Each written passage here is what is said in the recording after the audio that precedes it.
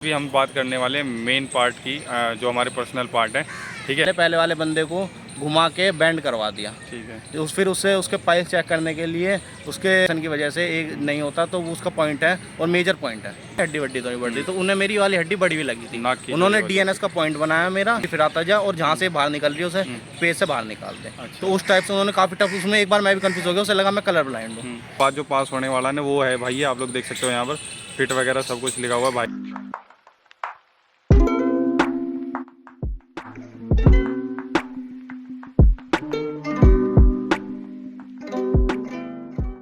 तो hello guys, कैसे हो आप सभी? आप सभी का फिर से स्वागत है आपके अपने यूट्यूब चैनल भाटी व्लॉग्स में। तो एक और वीडियो के साथ हाजिर है हम आज एसएससी जीडी मेडिकल के लेके। तो आज मेरे साथ अपना शिवम भाई जुड़ा हुआ है। पंडित जी क्या हाल है भाई? तो मेरे भाई का मैं बता दूं ऑलरेडी 2 मेडिकल पास हो चुके हैं, एक तो सीपीओ का और दूसरा है अपने जीडी का पिछले वाले ही। ठीक है, तो इसका क्या एक्सपीरियंस रहा, कैसा रहा, आज की इस वीडियो में आप लोगों को देखने को मिल जाएगा। तो शुरुआत करते हैं भाई के ही एक्सपीरियंस से। और एक और बात बता दूँ, वीडियो बढ़ाने का मोटिव ये है कि अलग अलग बंदे से अलग अलग एक्सपीरियंस मिलता है और सिचुएशन पता चलती है कि अगर उसके बैच में क्या हुआ, कैसे हुआ, तो उससे बंदों को बहुत ही ज़्यादा नॉलेज मिलती है कि हाँ भाई अगर हमारे साथ ऐसी कुछ सिचुएशन होती है तो उसको किस तरीके से टैकल करना है। ठीक है भाई, तो चलो अभी वीडियो स्टार्ट करते हैं बिना किसी देरी के। तो श्याम भाई से भाई स्टार्ट करता हूँ मैं, वही पिछली बार की तरह कि भाई इसका सेंटर कहाँ था, कैसे गया था, क्या क्या हुआ था, इसके साथ अपना एक्सपीरियंस शेयर करेगा। तो श्याम भाई बताओ, अपने उससे बताओ भाई। मेरा भाई सेंटर था ग्रेटर नोएडा ITBP 39 बटालियन में। ठीक है भाई, सूरजपुर में।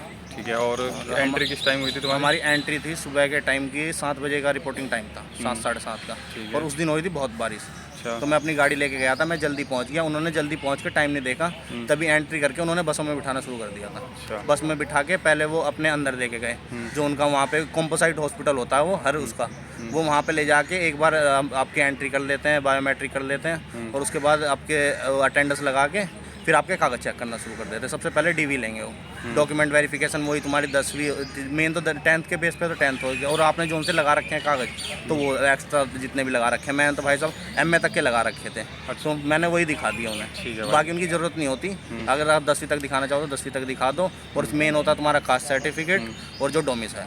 अच्छा भाई, एक बात और बताओ, ये जो डॉक्यूमेंट है, जैसे कि एक भाई का सवाल आ रहा था कि उसके 10वीं 12वीं तो हैं यहीं की दिल्ली की, कागज़ उसने लगाए हैं बिहार के, मतलब डोमिसाइल वगैरह, तो उसका चलेगा नहीं चलेगा? चल जाएगा, कोई दिक्कत नहीं है। वहाँ पे उनके डॉक्यूमेंट में ऐसा रहता है कि वो मेन उनका मेडिकल होता है, डॉक्यूमेंट में छोटी मोटी चीज़ें है ना थोड़ा इग्नोर करके चलते हैं। अच्छा, एक और बात बताओ कि जैसे 1 साल पुरानी अगर डॉक्यूमेंट है OBC वगैरह, तो वो चल जाएंगे नहीं चलेंगे? वो उनके नोटिफिकेशन हिसाब से और वो उन सेंटर वालों के हिसाब पे है कि वो चलाएंगे या नहीं चलाएंगे। ये वो है कि 1 साल पुरानी है तो चल जाएंगे, या नहीं तो वो चलेंगे? चला देंगे, अगर नहीं भी चलाएंगे ना तो वो रिजेक्ट नहीं करेंगे, वो तुम्हें टाइम देंगे बनाने के लिए, 5 दिन का, 7 दिन का, वो अपने हिसाब से देंगे। जब तक मेडिकल चलेंगे ना उसके लास्ट डेट तक भी वो कह देंगे कि अब लास्ट डेट तक भी हमें दिखा सकते हैं लाके। ठीक है भाई, तो डॉक्यूमेंट का तो भाई इतना बड़ा इशू है नहीं। अगर आपका कोई इशू है तो या तो बनवा लो, क्योंकि बना हुआ भी चल जाएगा, और जो बना हुआ वो भी लेके चले जाओ, नया जो बना वो, और पुराना जो है तुम्हारे पास वो भी लेके चले जाओ। तो ये दोनों बातें एक्सेप्टेबल है वहाँ। ठीक है भाई, अब दूसरा ये बताओ भाई कि तुम्हारे बैच में कितने बच्चे आए थे उस दिन? भाई हमारे बैच में मेडिकल में काफ़ी कम बच्चे बुलाते, 30 बच्चे बुला रखे थे। 30 बच्चे बुला रखे थे। ठीक है भाई, अब स्टार्टिंग से बताओ कि जब तुम्हारे डॉक्यूमेंट हो गए तो उसके बाद किस तरह के? उन्होंने पहले हमें एक प्राइवेट हॉस्पिटल में लेके गए, वहाँ उन्होंने हमारा एक्सरे कराया। ठीक है भाई, बस वहाँ पे उन्होंने एक्सरे कराने के लिए एक दूसरे हॉस्पिटल में ले गए, फिर हमें दोबारा अपने सेंटर पे लिया है, और वहाँ पे हमारा ब्लड का वो लिया सैंपल और यूरिन सैंपल लिया। ठीक है, वो करके हमें बिठा दिया, फिर हमारा इसका काम तो कंप्लीट हो गया। फिर हमारा मैनुअली जो चेक होना था, जो डॉक्टर को करना था, वो स्टार्ट हुआ। उसमें सबसे पहले मैंने जितनी मेडिकल दिया आज तक, सबसे पहले उसमें आई टेस्ट होता तुम्हारा। लाइन वाइज तुम्हें खड़ा कर देंगे और रोल नंबर के हिसाब से, जैसे उन्होंने तुम्हें बैच नंबर या वो भी देंगे, उस हिसाब से आप आते जाओगे और अपना पहले आई टेस्ट करा के, और वहीं डॉक्टर वो लिखता जाएगा और आपको भेजता जाएगा। पहला प्रोसेस ये हो जाएगा। फिर उसके बाद पहले प्रोसेस के बाद अब जो बाकी के सारी चीज़ें चेक है ना, वो आपकी एक बारी में होगी। वो आपको लाइन वाइज बिठा देंगे और वो ग्रुप बना लेंगे कि एक रूम में एक डॉक्टर होगा। हमारे टाइम पे एक डॉक्टर था और 2 उसके असिस्टेंट थे। तो वो हमें 6-7 बच्चों को एक साथ बुला रहे थे रूम में, और 7 बच्चों को एक साथ बुला के उनके कपड़े वपड़े उतरवा के उनकी सारी चीज़ें एक साथ चेक कर रहे थे। वो बाद में मतलब कि हाँ, वो उसी टाइम पे फिर तुम्हारी सारी चीज़ चेक हो जाएंगी। वही जो तुम्हारे आधे 1 घंटे में तुम्हें 7 बच्चों पे वो ध्यान देंगे, उसमें A to Z तुम्हारा AD से चोटी तक तुम्हारी सारी चीज़ चेक कर देंगे। दूसरे बताओ कि जो आंखों का जो वो होगा वो किस तरीके से होगा? वो विज़न आपका ज़्यादा दूर नहीं होगा, मेरे ख्याल से होगा 15 से 20 फीट के आसपास रखते हैं। मेरे सीपीओ के मेडिकल के टाइम पे उन्होंने चार्ट पे दिखाया था, और यहाँ वालों का इनका अच्छा था, इनका बॉक्स था, बॉक्स के अंदर लाइट लगी हुई थी, तो देखने में इतनी दिक्कत नहीं हो रही थी। और उनके बॉक्स में हर तरह के होते, ABCD भी था, कुछ जैसे 2-3 बच्चों का ABCD पे दिखा लिया उन्होंने, फिर बॉक्स को चेंज कर दिया, फिर उस पर गिनती आ गई, फिर उस पर वो आ गया। तो उस हिसाब से काफ़ी जैसे ऑप्टिकल वाले होते हैं, अच्छा होता है हिसाब में। अच्छा, ये था कि मतलब बॉक्स पे काउंटिंग ABCD हाँ, मतलब सब वो चीज़ लगी लिखी हुई थी, चीन वीन सब। ऐसा ना हो कि कोई एक बंदा अगर पढ़ के गया और वो पीछे वाले नहीं, वो बता रट दे के जाएगा तो वो ABCD, बदल देते हैं, थोड़ी थोड़ी देर में वो बदल देते हैं। तो ये भाई ये अपने ध्यान से रखना, कभी तुम ABCD वाला रट के जाओ और वहाँ पे वो काउंटिंग वाला मिल जाए तो और इस चीज़ को रट के ध्यान जैसे भी रखना। जाने का फ़ायदा नहीं होता, क्योंकि वो कभी भी है ना सीक्वेंस वाइज नहीं पढ़वाते हैं, वो उंगली जिस पे रखेगा आपको वही बताना पड़ेगा। ये भी ध्यान रखना भाई, कभी आप लोगों को ऐसा हो कि आपका विजन कमजोर हो रहा है और आप दिमाग से चलो कि अभी रट लेता वो हूँ सारी डॉक्टर चीज़ों को। होता है असिस्टेंट कमांडेंट रैंक का, डिप्टी कमांडेंट रैंक का, तो वो अपने हिसाब से चलता है, उसे हम चला नहीं सकते। ठीक है, इस चीज़ का ध्यान रखना भाई। ठीक है, दूसरा वो पढ़वा उड़वा के भी देखेंगे। हाँ, फिर जब हमें रूम में ले जाएंगे तो उसी रूम में हमारी सारी, पहले हमें 6-7 बंदे जितने होंगे उन्हें एक कर्व उसमें खड़ा कर देंगे, हमारे कपड़े उतार के, लेकिन अंडरवेयर हमारे होंगे। उस टाइम वो हमें पहले जंप कराएंगे सबसे पहले। ठीक है। जंप कराने के बाद वो हमें बैक करके फिर हमारी वेरिकोविंस चेक करेंगे, और वैसे ही खड़े खड़े पोजीशन में हमारी AD उठवा के, वो डॉक्टर के हिसाब से है कि वो कैसे चेक करना चाहे। कुछ जगह मैंने देखा है कि वो डॉक्टर पानी में पैर रखवा के फिर नीचे रखवा के फिर फ्लैट फुट चेक करता अच्छा, है। ऐसे भी चेक करते हैं कि मतलब पानी में मेरा एक बार BSF जलंधर में हुआ था, वहाँ पे उन्होंने इतना टफ किया था कि हर बच्चे के पैरों के छाप ले लेके उसमें चेक कर रहे थे कि इसका फ्लैट फुट तो नहीं है। ये तो भाई पहली बार सुन रहा हूँ मैं कि इस तरीके से भी ये check मेरे हो रहा है। सामने हुआ हुआ है, और उन डॉक्टर ने वहाँ पे नौकनी भी लड़कों को खड़ा करके आगे से AD पैर खुलवा के और लिटा लिटा के चेक करी थी।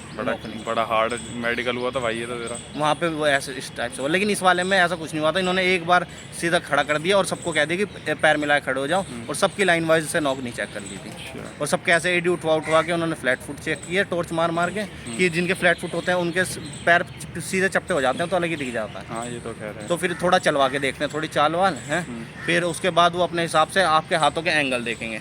अब इस एंगल का बता कि मतलब जैसे वो बता रहा तू अभी मुझे कि किस तरीके से वो एंगल को चेक करेंगे। ये 15 से 20 उसका एंगल होता है शायद। ठीक है, और 15 से 20 के बाद 15 से 20 का। और ये हड्डी है ना आपकी ज़्यादा इधर नहीं निकली होनी चाहिए। देख लो भाई, ये कौन से पैर वाले के बता रहा एकदम हाथों के एंगल ऐसे सही होने चाहिए, किसके ऐसे निकले होते हैं, ये वाला हड्डियाँ ना इधर से निकली होती है, वो ज़्यादा दिक्कत करती है। बाकी थोड़ा बहुत है तो वो चला देंगे। तो भाई अपनी ये वाले हाथ की जो हड्डी है ना, जैसे बहुत से के लिकड़ी होती है, तो उसका पॉइंट है शायद वो, है ना, जो पॉइंट बनता है वो मेन आपके हाथ शुरू में आती है, आपके हाथ यूँ अपने हाथों से दोनों हाथ पकड़ेंगे और ऐसे करके चेक करेंगे आपके। अच्छा, मतलब वो आप नहीं करोगे, वो जो वो अपने आप आपके डॉक्टर है ना अपने आप आपके हाथ पकड़ के ऐसे करके मोड़ देगा, और वो आपकी कोहनी अपने आप अगर होंगी कुछ डिफेक्ट तो मिल जाएंगी। ठीक है भाई। तो इतना इसका भी मत डरो कि भाई कैरी एंगल ज़्यादा है कम है, मेन चीज़ नहीं, हमारे साथ एक लड़का था हमारे पड़ोस का ही, उसका था कैरी एंगल, लेकिन उसे डॉक्टर उस टाइप का मिला कि चला दिया। यानी कि आधी चीज़ें अपने स्टाफ के ऊपर भी डिपेंड है। आधी से ज़्यादा चीज़ है, क्योंकि ये मोस्टली ये है, मैंने देखा है कि जिसकी आई साइड भी वीक है उन्हें भी भर्ती होते हुए देखा है। ये है कि किस्मत के ऊपर भी तुम्हारा अच्छा खासा डिपेंड है। वहाँ पे डॉक्टर बैठा, वो भी देख के चीज़ें करता है कि लड़का आजकल इतनी मेहनत करके इतने कंपटीशन में यहाँ तक आ रहा है, तो वो लीनियंट रहते हैं। इसलिए अपने आप पे कॉन्फिडेंस रखो, ये मत रखो कमियाँ आपको अपने आप पता है आपके अंदर क्या है, तो उस चीज़ पे ध्यान रखना। हाँ, और एक भाई ये पूछ रहे कि BP जैसे भी चेक करते हैं, बीपी की दिक्कत आती है, क्योंकि बीपी में बच्चा घबराता है। जो पहली बार जाएगा मेडिकल देने वो जरूर घबराएगा।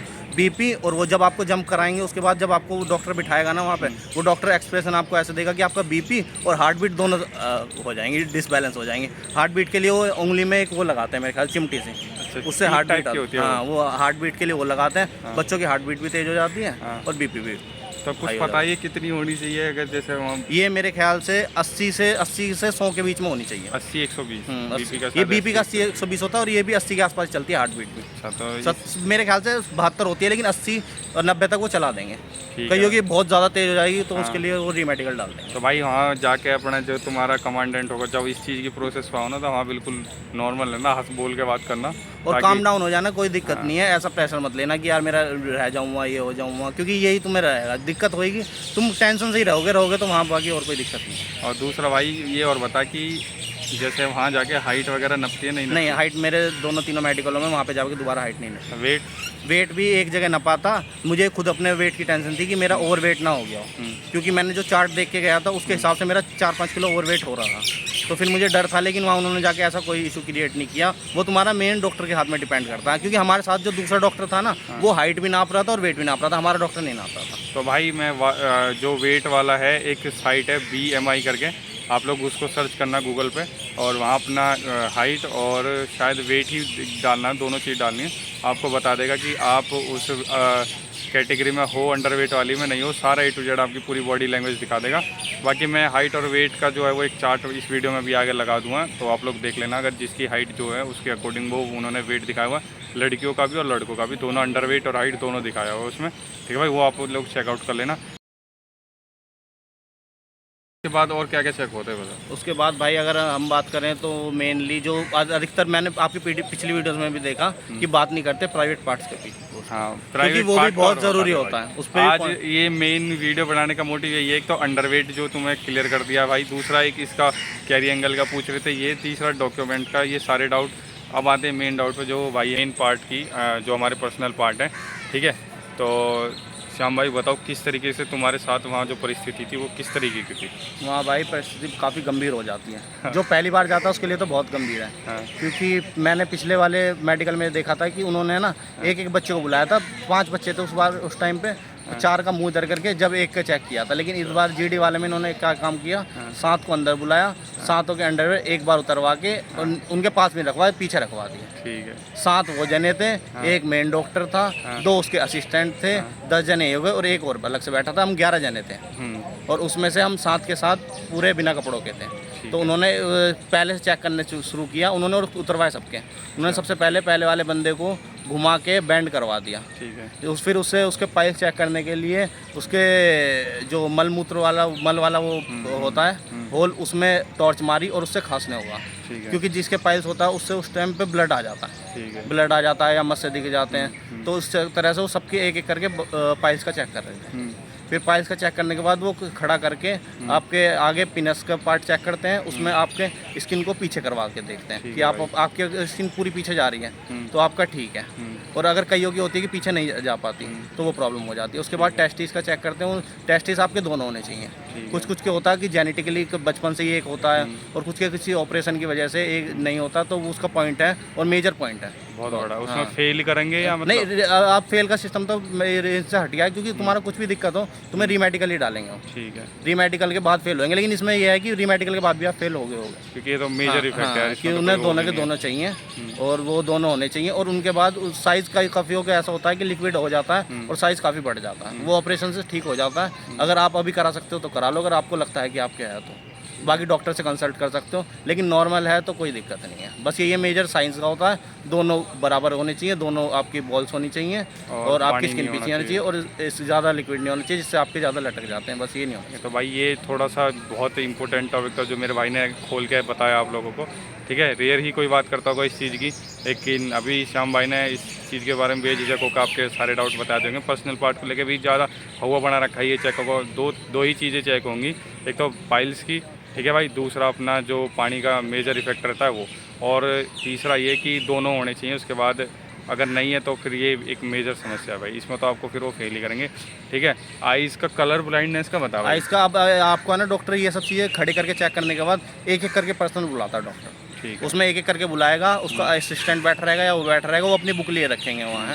वो बुक में से कोई सा पेज खोलेंगे, स्टार्टिंग में वो नंबर चेक कराएंगे कि कौन सा नंबर बताते जाऊँ आपके बाद। उसके बाद वो काफ़ी टफ वाला कराते हैं, तो उसके बाद उसमें है ना, मेरे से कराया था उन्होंने, अंदर से है ना एक रंग की लाइन जा रही थी। उन्होंने कहा था इस लाइन के ऊपर उंगली फिराता जा और जहाँ से बाहर निकल रही है उसे पेज से बाहर निकाल दे। तो उस टाइप से उन्होंने काफ़ी टफ, उसमें एक बार मैं भी कंफ्यूज हो गया, उसे लगा मैं कलर ब्लाइंड हूँ।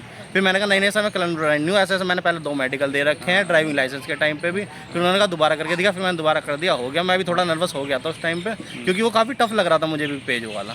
तो उस टाइप से उन्होंने हमारा कलर ब्लाइंड्स एक एक का चेक किया और वहीं फिर हमें बिठा के हमारी हाथ में वो लगा दी हार्ट बीट के लिए और BP चेक कर दिया। 3 चीज़ चेक करने के बाद उन्होंने डॉक्टर ने अपने साइड में बिठा लिया। अच्छा ये बता, तुझे मेडिकल किस चीज़ में मिला था वहाँ? मुझे वहाँ भाई रीमेडिकल मिला था। वहाँ जब डॉक्टर ने अपने पास बिठा लिया, यहाँ तक मेरी सब चीज़ क्लियर थी। फिर वहाँ बैठने के बाद वो डॉक्टर अब आपको पर्सनली चेक करेगा एक एक चीज़ आपकी, जो सब कमांडेंट होगा। हाँ, वो मेन डॉक्टर है। वो टॉर्च लेगा, सबसे पहले आपकी आंखों में टॉर्च मारेगा, क्योंकि वो है अब जो है मशीनों से चेक नहीं होता। जो हाल ही में लेज़र करा गया होगा ना, उसके हल्के हल्के पलकों अंदर है ना, ब्लैक पार्ट के साइड में वाइट सा होया रहता है, तो वो एक बार वो चेक करता है टॉर्च मार के। तो आपकी आंखों में दोनों चेक करेगा, थोड़ी आंखें इधर उधर तो नहीं है, कहीं भैंगेपन टाइप में होता है। मैंने सुना है कि वो मतलब ऐसे कुछ लिए रखते हैं उसको हाँ, ऐसे वो भैंगेपन का चेक करते हैं उस तरह से कि दोनों आंखें साथ साथ जा रही है नहीं जा रही है, वो तो चेक करेगा। उसके अब बाद मैंने कहा कि वो ऐसे ऐसे घुमा देते हैं उसमें देखने के लिए, हाँ भाई प्रॉपर मतलब नाड़ नहीं, मैं बताता हूँ क्या होता है, नाड़ नहीं हिलानी, आपको सिर्फ कॉन्सेंट्रेट इस पर रखना है ताकि आपकी जो आइज़ का जो वो होते हैं कि भैंगा होता है ना, किसी की एक आंख इधर, मैं इधर देख रहा हूँ तो मेरी एक आंख हल्की सी इधर होगी, तो ये पॉइंट क्लियर करने के लिए वो इसका भी प्रयोग करते हैं भाई, इसका भी ध्यान रखना। वो मेन डॉक्टर के ऊपर डिपेंड करता है वो कहाँ तक जाना चाहेगा, वो जहाँ तक जाना चाहे वहाँ तक उसके हाथ में है, वहाँ जाके उसकी सरकार है और किसी है। वो वहाँ पे एक पेपर लिए रखेगा, उस पर एक कविता वविता लिखी रहेगी, वो पढ़वाएगा आपसे, जिससे आपकी जीभ की वो देखेगा कि सही बोल पाता है नहीं कोई बोल भाई हकलाता है तो वो उसको रीमेडिकल देगा या क्या करेगा? वो मेन डॉक्टर के हाथ में है, क्योंकि हकले भी हो जाते हैं। कई बार ऐसा होता है हकलाने वाला भी एक लाइन प्रॉपर पढ़ देता है प्रॉपर पढ़ देता तो निकलने को निकल जाता है, और कई बार जो नहीं हकलाता ना वो भी अटक जाता है बेचारा, वो वहीं फंस जाता है। तो इसलिए अपना आराम से पढ़ना, जैसे अपने यहाँ पढ़ रहे हैं वैसे पढ़ देना, अपना कोई दिक्कत नहीं है। वो पढ़वाने के बाद आपके कान में टॉर्च मारेगा। एक जगह मैंने टॉर्च मारा थी, जब मैं रीमेडिकल में गया तो वहाँ दूसरे बच्चों का मेडिकल चल रहा था, तो उन डॉक्टर के पास मैंने गेट से झाँक के देखा तो उस डॉक्टर के पास एक इतनी सी मशीन थी, वो आगे से नुकीली थी, वो कान में डाल के ना उससे चेक कर रहा था, और हमारे वाले डॉक्टर ने कही थी टॉर्च से चेक। अच्छा। तो वो बस मेन वही है, कान का पर्दा देखते हैं अंदर से। और ये रहता है कि आप कान बिल्कुल साफ करा के जाओ, अगर अभी करा सकते तो करा लो, लेकिन मेडिकल से 2-4 दिन पहले मत कराना। हाँ भाई, मेरा एक दोस्त का था, उसने वो सरसों का तेल डाल लिया था भाई, वो वहाँ से वो रीमेडिकल। एक्सपेरिमेंट 2-4 दिन पहले मत करना, अभी करने हो अभी डॉक्टर से, और घर में कर सकते हो, वैसे वाले गली में फिरने वाले से कान साफ मत करवाना, वो डॉक्टर से करा लो, अभी करा डॉक्टर से करवा लेना, ठीक है। अपना खुद सही मत करना, पेरेंट्स वगैरह से करवा लेना। कहीं कभी तुम कान का पर्दा ही ला दो, तो इसलिए कान का पर्दा वो अच्छे चेक करेंगे। उसके बाद आपके वो बैक से हड्डी वड्डी चेक करेगा, रीढ़ की हड्डी। मैंने सुना है कि वो भी बेंड करके ही देखते कहीं, वो रीढ़ की हड्डी देख लेता है कि झुकी हुई है नहीं है, कुबड़ा उबड़ा तो नहीं है, वो अपने हिसाब से चेस्ट पे हाथ लगा के देखेगा, चेस्ट हाइट टेढ़ी तो नहीं है, मेन थोड़ा सा चलवा के देख लेगा। अच्छा, कोई किसी की चाल अगर ऐसी है कि मतलब देखा होगा तूने कि उसके पैर ना ऐसे गिरते हैं, नहीं वो इस टाइप से तो इस टाइप का तो वहाँ तक पहुँचेगा नहीं पहले तो क्योंकि रेस मार के जा रहा था, थोड़ा ठीक सा बंदा तो होगा ही। हमारे बैच में सब ठीक थे, ऐसा कोई नहीं था, बस एक दो वैसे लड़के खराब थे जो बदतमीज थे, उनकी वजह से हमारे सबका मेडिकल में थोड़ी दिक्कत आई थी। क्योंकि एक आधा अगर आपके बैच में बदतमीज फंस गया तो सबकी वो मूड खराब कर देगा डॉक्टर का, वो भुगतना पड़ेगा सबको। अच्छा, फिर जैसे तेरा रीमेडिकल दिया इन्होंने तो पूरा एक दिन लगा होगा पहले तो? मेरा उन्होंने रीमेडिकल डाला, उन्होंने नाक में भी वो ऊपर करके नाक में टॉर्च मार के चेक करते हैं कि नाक की हड्डी वड्डी तो नहीं बढ़ रही, तो उन्हें मेरी वाली हड्डी बड़ी हुई लगी थी। उन्होंने डीएनएस का पॉइंट बनाया मेरा, जो उन्होंने उस दिन नहीं बताया, उन्होंने अपना लिख लिया होगा। उन्होंने अगले दिन हमें रिजल्ट के लिए बुलाया, अगले दिन हम रिजल्ट के लिए गए, कुल दूसरा दिन था, तो मुझे लगा पास होगा। जब उन्होंने फिर डीएनएस बोला, फिर मैंने डॉक्टर से पूछा कि डीएनएस क्या होता है, उसने बताया कि ऐसे ऐसे। उन्होंने मुझे भेजा टीकरी में बीएसएफ में, बीएसएफ के कैंप पे टीकरी कला में, तो वहाँ पे मैं गया। उन्होंने वहाँ की जो डॉक्टर थी रीमेडिकल वाली, उन्होंने कुछ नहीं देखा, उन्होंने सीधा सीधा एक पर्चा दिया और उस पर लिख के दे दिया कि सब दर्जन के गवर्नमेंट जो हॉस्पिटल है उसके ईएनटी स्पेशलिस्ट से कंसल्ट करके आओ कि ये क्या प्रॉब्लम है। तो फिर मैं सब दर्जन में गया, जब तक वहाँ ओपीडी बंद हो चुकी थी, वो ओपीडी के पर्चे से ही देख रहा था डॉक्टर। फिर मैं अगले दिन फिर उसके लिए वेट किया, फिर अगले दिन मैंने ओपीडी का बनवाया, फिर अगले दिन मैंने सब दर्जन के ईएनटी स्पेशलिस्ट को दिखाया, तो उन्होंने चेक किया, उन्होंने मेरे से सांस वाँस लिवा के चेक किया, नाक बंद करके कि सांस लेने में कोई दिक्कत तो नहीं आती।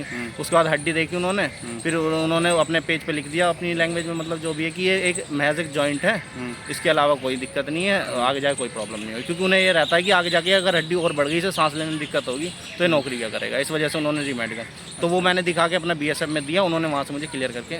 और रीमेडिकल के टाइम पे कितने दिन की प्रोसेस हो जाती है मतलब?